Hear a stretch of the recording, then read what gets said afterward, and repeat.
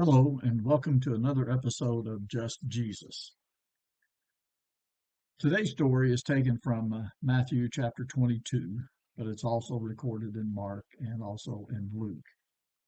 But in Matthew chapter 22, beginning in verse 15, Matthew writes, Then the Pharisees went and plotted how to entangle him, that is, Jesus, in his words.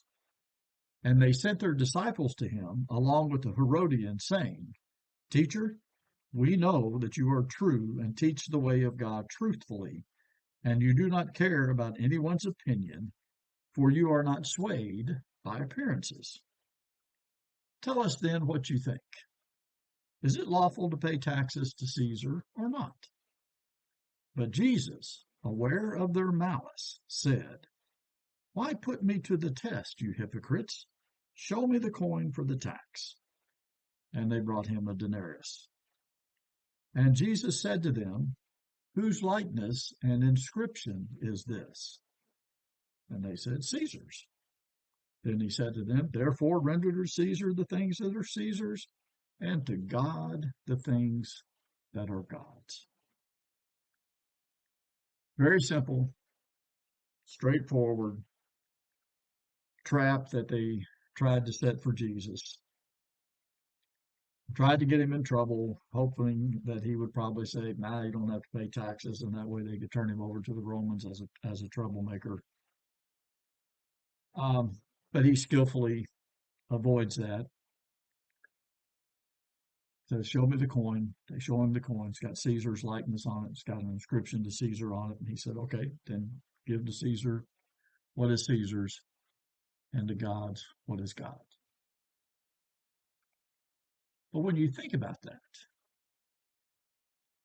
there's a somewhat deep application of that.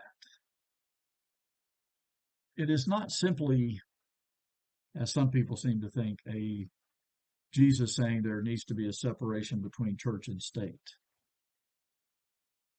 God's likeness and God's inscription is all over creation. The very popular psalm, Psalm 8. O Lord, our Lord, how majestic is your name in all the earth. You have set your glory above the heavens. When I look at your heavens, the work of your fingers, the moon and the stars which you have set in place. What is man that you are mindful of him, and the Son of Man that you care for him? Yet you have made him a little lower than the heavenly beings, and crowned him with glory and honor. You have given him dominion over the works of your hands. You have put all things under his feet, all sheep and oxen, and also the beasts of the field, the birds of the heavens, and the fish of the sea, whatever passes along the paths of the seas. God's likeness and God's inscription is everywhere. Look at the heavens, as the psalmist says. The moon, the stars, and then look at man. You have given him dominion over your creation. We, as human beings, created in the image of God, been given the responsibility to be managers and stewards, if you will, over God's creation. And Jesus says, render to God the things that are God's. Well, we're his. This creation is his. He made it. He made us. And we are to give ourselves back to him. And we are to be good stewards of what he has created. Several months ago, I was in the drive-through lane of a very popular fast food restaurant getting breakfast. And the individual in front of me pulled up to the microphone, ordered breakfast, pulled up to the window, paid for it, pulled up to the next window, and got his order. And then he pulled up a little further and stopped. And he reached into the bag and pulled out what he had ordered and opened up the wrapper and took out his sandwich, I suppose, and then wadded the wrapper up and threw it out his window onto the ground. And I know sometimes littering seems like a little thing, But actually, it disappointed me. And I came very close to honking my horn and getting out and saying, hey, don't litter. Pick this up. This is God's creation, and you're defacing it.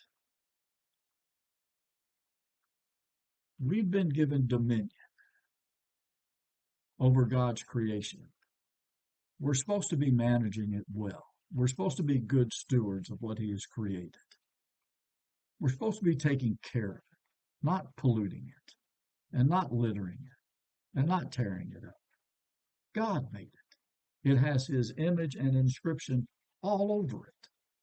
And we need to take care of it. And we need to take care of ourselves, not only physically and emotionally, but most importantly, spiritually. We are to give ourselves to God because He made us, and He made us in His image. We are not our own. We don't belong to ourselves.